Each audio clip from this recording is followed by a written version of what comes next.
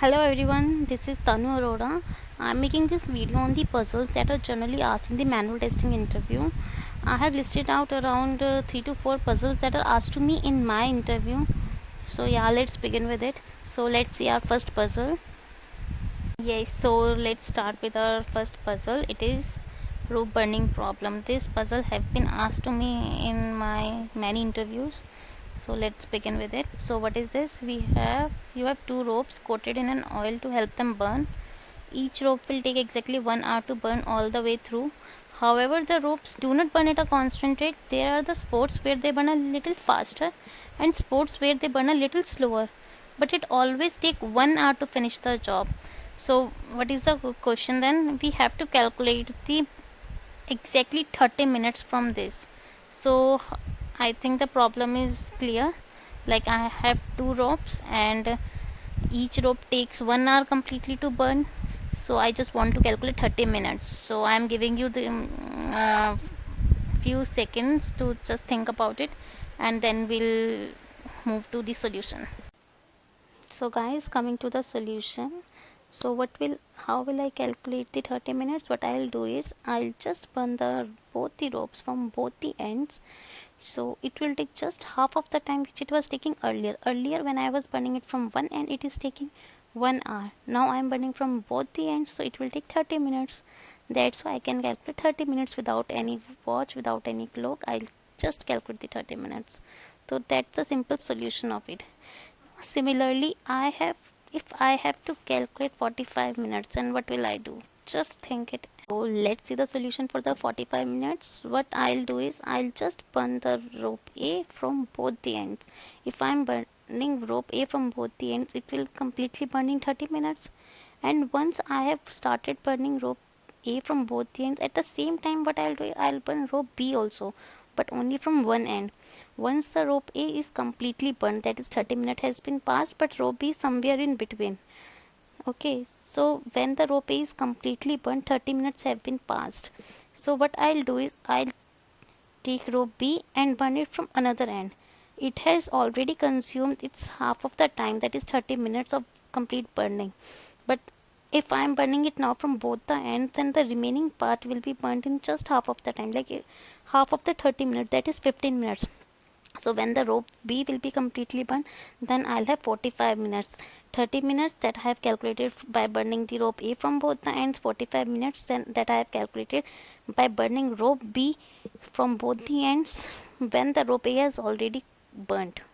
So that's how I'll able to calculate 45 minutes. So in the same pattern, interviewer can ask you some other time, like by giving the different parameters, like if a rope is taking 2 hours, so pattern will be same. You have to burn it from one end or from both the hand. Just calculate it and then you can come up with a solution. And this is the quite possibility that they'll ask you 30 minutes or 45 minutes only based on these things that we have done. It's coming to the third puzzle. This is the water jug puzzle. So what is this puzzle is about? Just first read the puzzle, then we'll discuss. Suppose you had an infinite supply of water and a 5-liter jar and a 3-liter jar. How would you exactly measure the 7 liters without any other jar, or let just let you know that there is no measuring lines on the any of the jar, like you are saying like I can calculate 3 liter and then 2 liter. No, you just know this is the 5 liter, but you don't know how much of this, like 3 liter, 4 liter. No measuring lines are there on this jar. So this is the most asked puzzle in the interview, because you can never answer this puzzle just by telling about the uh, you can't be sure the interviewer is giving you the 5-liter jar and 3-liter jar, and then he'll only ask you about 7 liter. He can ask you about 8 liter, he can ask you about the 3 liter, he can ask about here the 4 liter, he can ask you about the any combination. Just learn the trick of this, how you have to measure this. Then you can easily, by permutation and combination, you can easily move to the answer. So let's discuss the solution for it. So yes, here comes the solution. How am I gonna to calculate the 7 liters? What I'll do is I'll just fill the 5-liter bucket and pour the 5-liter bucket into 3-liter bucket. So 3-liter bucket will be full and I have 2 liter of water in the 5-liter bucket. Then what I'll do, I'll empty the 3-liter bucket. Now 3-liter bucket is empty, but I have 2 liter of water in my 5-liter bucket. What I'll do is I'll just transfer that 2 liter into 3-liter bucket and fill again 5 liter. Now I have 5 liter in 5-liter bucket and 2 liter in 3-liter bucket. That count to 5 plus to 7. That's how I'm gonna calculate the 7 liters of water. So that's how we have calculated the 7 liters of water. So now there is one task for you. You have to calculate the 4 liter of water with the help of the 5-liter bucket and 3-liter bucket. And just try it. If you are not able to get it, then you can let me know. I'll help you with it. So now moving to the next puzzle. So guys, moving to our last puzzle, that is the gold bar puzzle. So first read the puzzle, then we'll move to the solution. So what is the puzzle? You have got someone working for you for 7 days and a gold bar to pay him. You must give them a piece of gold at the end of every day. Just focus on the word every day.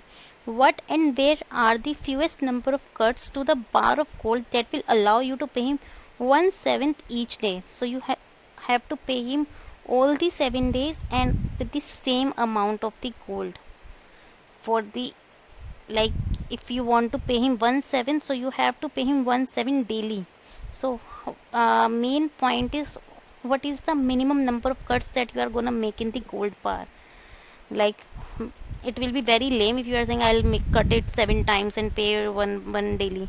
So that is the main concern, that we are not gonna make 7 cuts. We have to reduce it to 2 or 3.